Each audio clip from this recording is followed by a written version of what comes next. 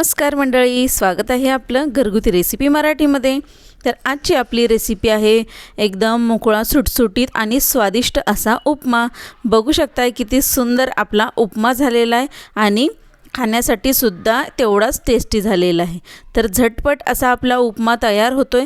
अगदी कमी साहित्य, मोजक्या साहित्यांमध्ये आपला उपमा तयार होतो आणि चवीला तर अप्रतिम लागतोय। तुम्ही एकदा नक्की ट्राय करून बघा, तुम्हालाही आवडेल अशा प्रकारचा। आणि एकदम मोकळा झालेला आहे, मऊसूद सुद्धा आहे आणि खूप छान टेस्ट सुद्धा लागते याची। अगदी मोजक्या साहित्यांमध्ये मस्त असा उपमा तयार होतो। चला मग याची आपण पटकन रेसिपी पाहूया आणि झटपट असा आपला उपमा बनवूया। तर त्यासाठी मी पाऊण कप रवा घेतलेला आहे, तो आधी मी चांगला भाजून घेणार आहे। उपमा असो किंवा शिरा असो, रवा हा आधी छान असा भाजूनच घ्यायचा, त्याशिवाय आपला सुटसुटीत आणि मऊसूत एकदम शिरा किंवा उपमा होणार नाही। त्यासाठी पहिली स्टेप म्हणजे आपला रवा छान असा भाजून घ्यायचा, चांगला ना वास सुटेपर्यंत भाजायचा आणि त्याचा वाळूसारखा सुद्धा खरखर आवाज आला पाहिजे, तिथपर्यंत आपण भाजून घ्यायचं आहे। मस्त असा आपला आता रवा भाजून झालेला आहे। यामध्ये मी तेल घातले आणि थोडे शेंगदाणे यामध्ये तळून घेणार आहे। शेंगदाणे चांगले लालसर कलर येईपर्यंत आपण तळून घ्यायचे। त्यानंतर आपण शेंगदाणे काढल्यानंतर मोहरीची फोडणी केली आणि त्यामध्येच थोडं 1 चमचावर आपण उडीदाची डाळ घातलेली आहे। छान असं हे भाजून घ्यायचं आहे। डाळ चांगली लालसर कलर येईपर्यंत भाजायची आणि तोपर्यंत मोहरीसुद्धा चांगली चटचटू द्यायची।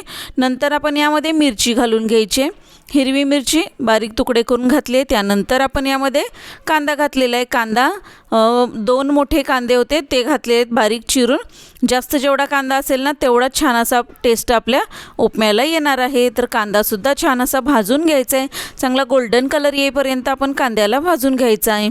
मस्त असा कांदा भाजला ना की मग आपण यामध्ये टोमॅटो 1 घालायचे। टोमॅटो लालसर असेल तो टोमॅटो घाला, छान असा बारीक चिरून घालायचा आणि मस्तपैकी टोमॅटो यामध्ये भाजून घ्यायचे। त्यानंतर आपण ना कढीपत्ता यामध्ये घातला आहे, तेलामध्ये घातलेला नाही आहे कारण खूपच तडतडतो, उडतो अंगावर, त्यामुळे मी यामध्ये घालून घेतलेला आहे। आणि काय होतं की तेलामध्ये घातल्यानंतर करपतो कढीपत्ता, त्याचा वास जातो पूर्ण। असा तुम्ही कढीपत्ता घातला ना तर कढीपत्त्याचा वास अजिबात जाणार नाही। त्यानंतर हळद घातली आणि मॅप्को वाटाणा जो असतो ना तो थोडा घातलेला आहे। तुमच्याकडे गाजर असेल ते सुद्धा तुम्ही घालू शकताय। मस्त असं थोडं परतवून घेतलं। त्यानंतर आपला हा भाजलेला रवा यामध्ये घातलेला आहे, तो सुद्धा यामध्ये छान असा मिक्स करून घ्यायचा आणि त्यानंतरच मग आपण पाणी घालायचं। तोपर्यंत आपण पाणी उकळवून ठेवायचं आहे, चांगलं उकळी येईपर्यंत पाणी आपण गरम करून घ्यायचं आहे। आता यामध्ये आपण जे तळलेले शेंगदाणे होते ते सुद्धा घालून घेतलेले आहेत। छान असं सर्व मिक्स झालेलं आहे। आता आपण यामध्ये पाणी घालायचं आहे, थोडं थोडं पाणी घालतच आपण याला मिक्स करत राहायचं आहे, म्हणजे आपल्याला अंदाज येतो पाणी किती लागेल ते।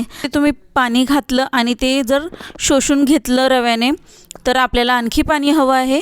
आणि ज्या वेळेस रवा जास्त पाणी शोषून घेत नाही त्यावेळेस समजायचं की आता पाणी बस झालेलं आहे, अगदी थोडं पाणी घालायचं आणि आपण झाकण ठेवून शिजायला ठेवायचं। आता यामध्ये बघा रव्याने अजिबात पाणी शोषून घेत नाही आहे, आता कमी शोषून घेतो आहे, त्यामुळे आता मी यानंतर पाणी घालणार नाही आहे, अगदी थोडंसं पाणी घालणार आणि मी नंतर झाकण ठेवून याला शिजायसाठी ठेवून देणार आहे। बघा आता एवढंच मी पाणी घातलेलं आहे। आता मी झाकण ठेवणार आणि चांगलं ना याला शिजू देणार आहे। वाफ एक काढून घ्यायची, म्हणजे छान असा आपला रवा फुलतो सुद्धा आणि छान असा शिजतो सुद्धा।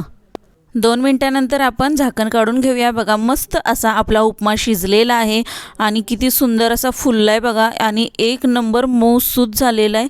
मस्त असा आपला उपमा तयार झालेला आहे।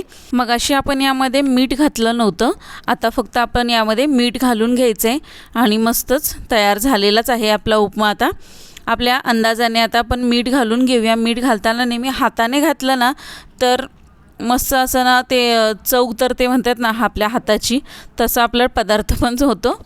पण तसं काही नाही आहे, चमच्याने घातलं तरीसुद्धा चालेल। आणि कोथिंबीर घालून घ्यायची वरून, मस्त असं मिक्स करायचं आणि आपला उपमा रेडी झालेला आहे। बघा 1 नंबर असा आपला उपमा तयार झाला आहे, एकदम मऊसूत आहे आणि टेस्टला तर विचारूच नका, इतका सुंदर लागतो आहे।